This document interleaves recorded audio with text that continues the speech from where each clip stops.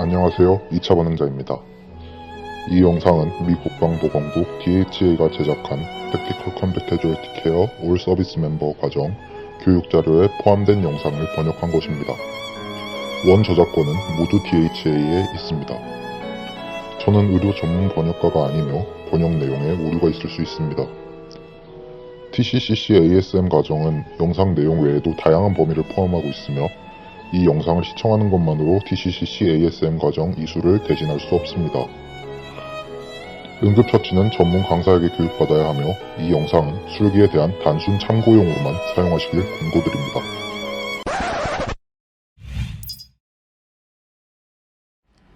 Hello, my name is Charles, and I'm an active duty Army 68 Whiskey combat medic. I want to teach you how to properly apply a tourniquet. The most common tourniquet, and the one you'll be using for this training, is the Combat Application Tourniquet, or CAT tourniquet.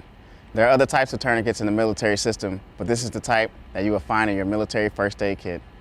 Before I go over the steps of tourniquet application, I would like to explain how the tourniquet may come packaged and go over the parts of the tourniquet. First, let's remove the tourniquet from the carrying pouch and open it.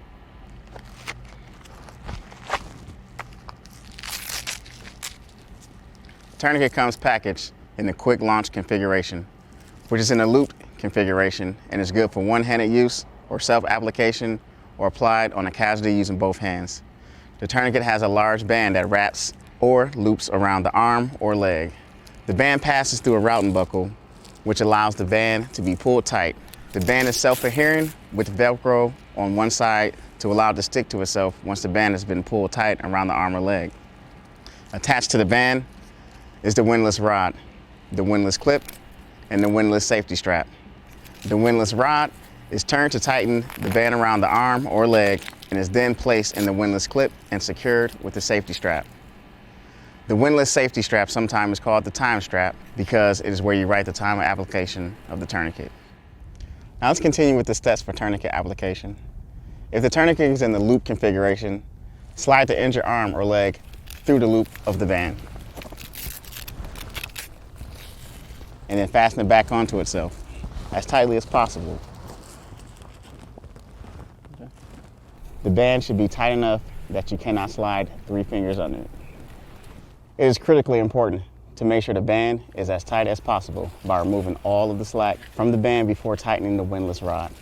Also, do not adhere the band past the windlass clip. If you're applying a tourniquet to a leg wound, it may be easier to wrap the band around the leg and through the buckle, instead of trying to slide the loop band over the foot and up the leg.